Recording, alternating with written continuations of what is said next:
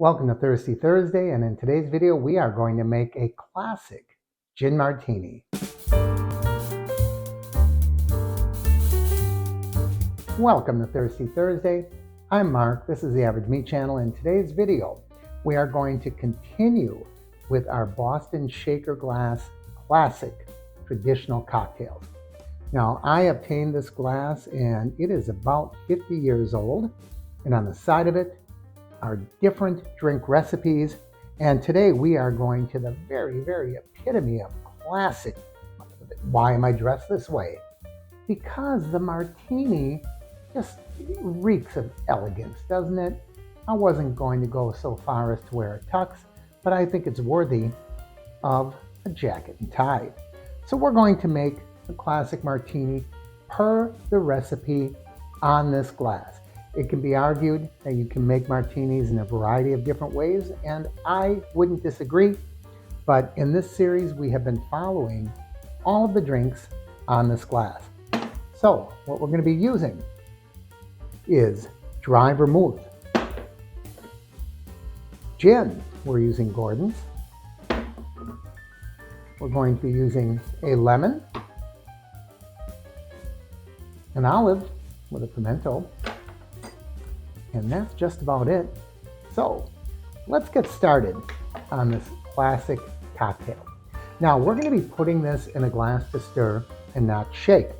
So this is not a James Bond cocktail. First of all, James Bond always drank vodka martinis, not gin. And James Bond always wanted it, say it along with me, shaken, not stirred. Which is unusual for a cocktail, because typically you stir the clear beverages, you stir the clear cocktails. That's what we're going to do today. Not only that, but on our glass, it says stir with ice.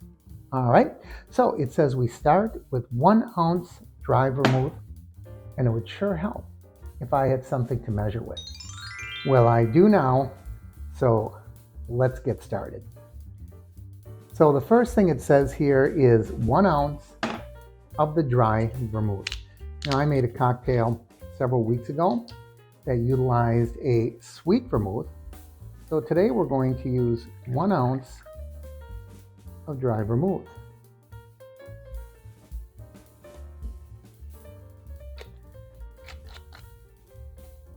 And then it asks for 2 ounces of gin.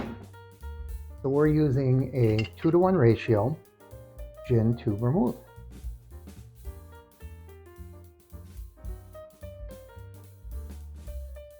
I think we might need a sliver more in there. I want to make this precise.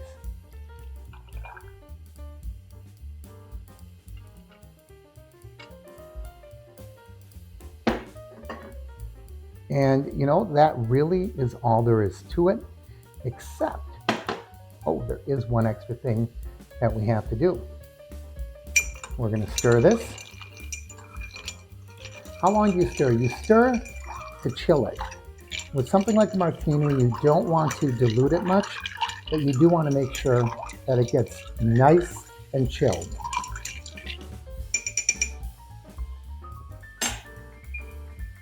And then we're going to strain that into our martini glass.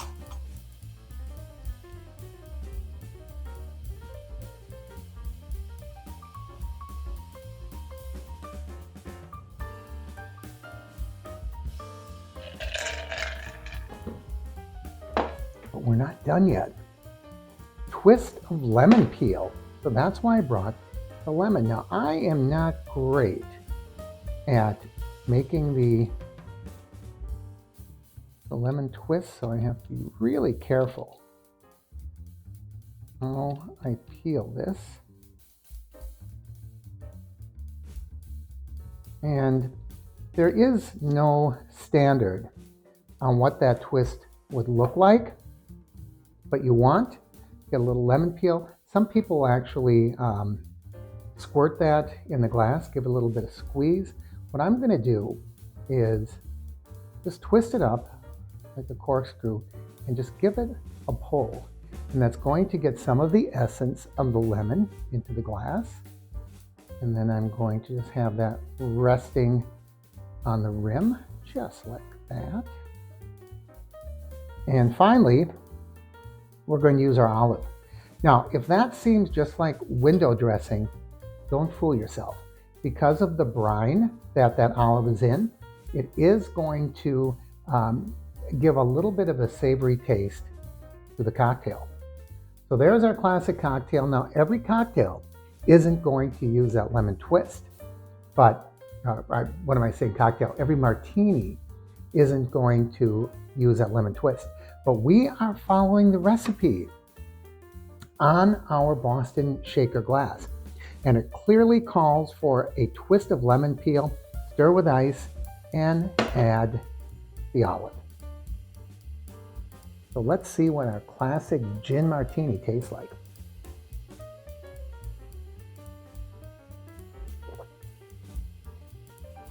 Now, that is interesting because I do get the olive, I do get the lemon, because when I bring it up to my mouth, I get a lot of the lemon. When you get a lemon aroma, it does affect the overall taste of the cocktail. Now, I have heard people say, I've heard it said, that you use 2 olives. You have 1 olive at the beginning of the cocktail, consume the cocktail, and then have 1 olive at the end. I don't know if there's anything to that. For this drink, it didn't specify. All it said, as I read this, is add olive. Olive singular. So that's what I'm going with. Classic cocktail. I'm going to use that for the thumbnail, by the way.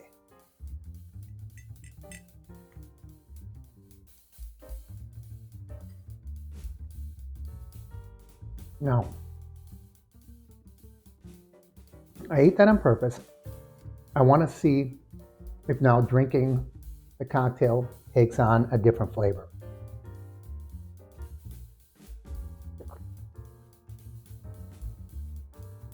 Yeah, it kind of does.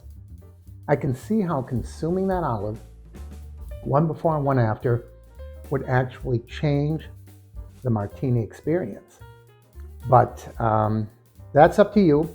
We were following our vintage 1960s recipe, and I have not had a martini in ages. And I think the last one I had was a vodka martini. The gin does have a different flavor. When you are mixing things with vodka typically is going to pick up the flavor of whatever it's mixed with. So it would probably pick up the olive a little stronger, the lemon, probably the vermouth, but you get a little different flavor with the gin. Not bad. Now, I think you should come back next week, because next week we're going to have a little surprise for you. And that surprise is in a way related to this cocktail, related to the classic gin martini, and I think you're going to like it. As always, I encourage you to like and share the videos, leave your comments down below. If you haven't already, please subscribe by clicking my face in the corner, and don't forget to ring that bell icon. That way you'll know when I post new videos. Thanks again, I'm Mark. See you back here next week on Thirsty Thursday, and this is the Average Meat Channel. Cheers.